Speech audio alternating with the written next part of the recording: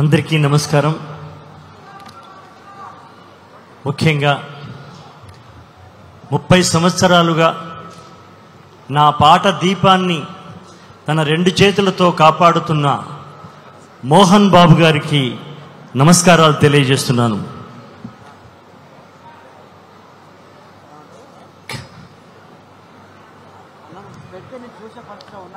ఇంకా మోహన్ బాబు గారు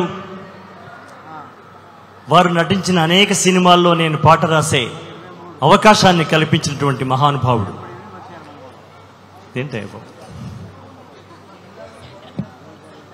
ఒక దర్శకరత్నం దాసరి నారాయణరావు గారి తర్వాత నా పాటను వెండి తెర మీద, ప్రేక్షకుల గుండె తెర మీద పలికించినటువంటి దయాత్ముడు, కరుణగల మోహన్ బాబు గారు.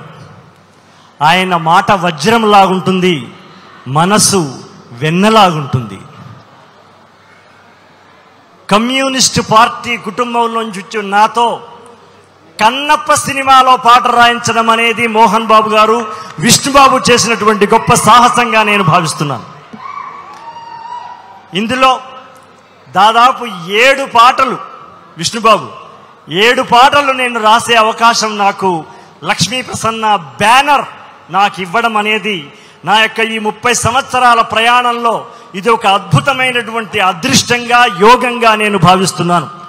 ఈ సినిమాకి దర్శకులైనటువంటి పెద్దలు, అలాగే మా మ్యూజిక్ డైరెక్టర్ శివన్, ఆయన ప్రతాపాన్ని, ప్రకోపాన్ని మీరిప్పుడు గమనించినారు. ఆయన నేను రాసిన పాటలకు ట్యూన్ చేశాడు, ఆయన చేసిన ట్యూన్కి నేను రాయాల్సి వచ్చింది. నేను ఈ సినిమాలో స్టోరీతో పాటు ప్రయాణం చేసి దాదాపు 4 నెలలు ప్రతిరోజు విష్ణుబాబు దగ్గరికి వెళ్ళి, ఆఫీస్కి వెళ్ళి రాసినటువంటి ఒకే ఒక సినిమా, నేను రాసిన 2000 సినిమాలలో ఇది మొదటి సినిమా విష్ణుబాబు. ఇందులో ఒక్క లైన్ నాకు బాగా ఇష్టమైంది, అది మోహన్ బాబు గారిది. ఏ దేవుడు కనలేదురా నీ అంతటి త్యాగిని. బాబు, ఏ దేవుడు, ట్యూన్ తప్పపోతే స్టీవెన్ ఏమనుకోవద్దు, ఏ దేవుడు కనలేదురా నీ అంతటి త్యాగిని, నయనాలతో నైవేద్యమా ఇది సాధ్యమా తిన్నడా, నయనాలతో నైవేద్యమా ఇది సాధ్యమా తిన్నడా. విష్ణుబాబు గారి ఆఫీసులో ఈ పద్యం, ఈ పాదం నేను వినిపించగానే మోహన్ బాబు గారు లేచి నన్ను గుండెకు హత్తుకున్నప్పుడే ఒక ఆస్కార్ అవార్డు వచ్చినట్టుగా, ఒక జ్ఞానపీఠం వచ్చినట్టుగా నేను భావించినాను. అది ఒక ఉన్నతమైన శిఖరం, ఒక పాట గులికరాయని తీసి గుండెకు హత్తుకున్నటువంటి ఫీల్ కలిగింది మోహన్ బాబు గారు.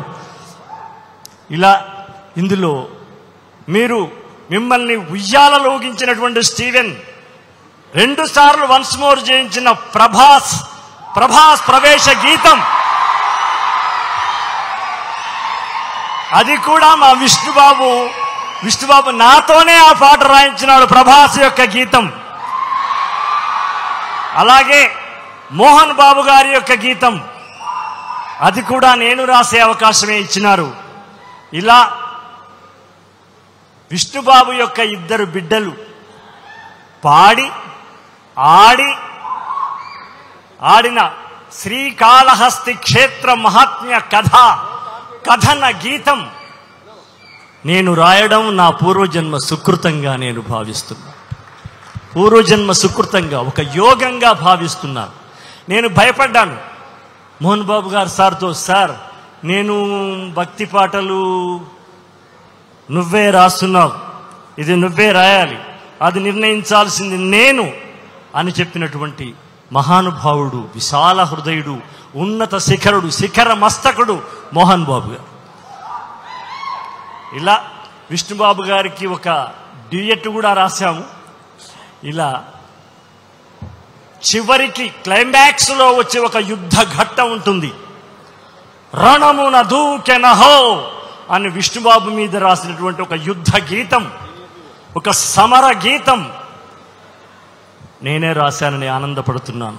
బాబు, 30 ఏళ్ల తర్వాత ఈ ప్రయాణంలో ఇంత గొప్ప చిత్రంలో బ్రహ్మానందం గారు చెప్పినారు, ఈ యొక్క చిత్రం యొక్క, ఈ యొక్క కథ యొక్క, ఈ చరిత్ర యొక్క, ఈ పురాణ యొక్క ఆంతర్యాన్ని, అంతరార్థాన్ని, తాత్వికతను వారు బాగా చలవిచ్చినారు.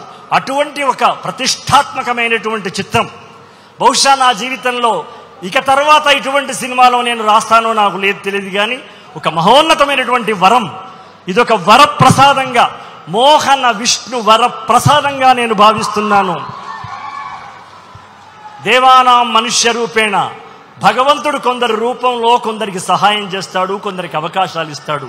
అలాగే భగవంతుడే మోహన్ బాబు గారి రూపంలో నా చేత పాటలు రాయించినట్టుగా నేను భావిస్తున్నాను తప్ప నేనేదో బ్రహ్మాండంగా రాశానని చెప్పడం లేదు. ఇది ఒక అవకాశం, ఇది ఒక అదృష్టం. ఏ బహుత్ కిస్మత్ కి బాత్ హై సాబ్, मैं जो लिखा ये गाने, ये बहुत किस्मत की बात है. वो किस्मत मुझे मोहन बाबू ने दिया है और डायरेक्टर साहब ने दिया है. अपना बाबू, हम बचपन से ही बाबू बोलते हैं क्योंकि बहुत छोटे हैं मेरे से, हमारा विष्णु बाबू दिया है. सबको मैं धन्यवाद बोलता हूं, बहुत आभारी हूं. नमस्ते नमस्ते नमस्ते.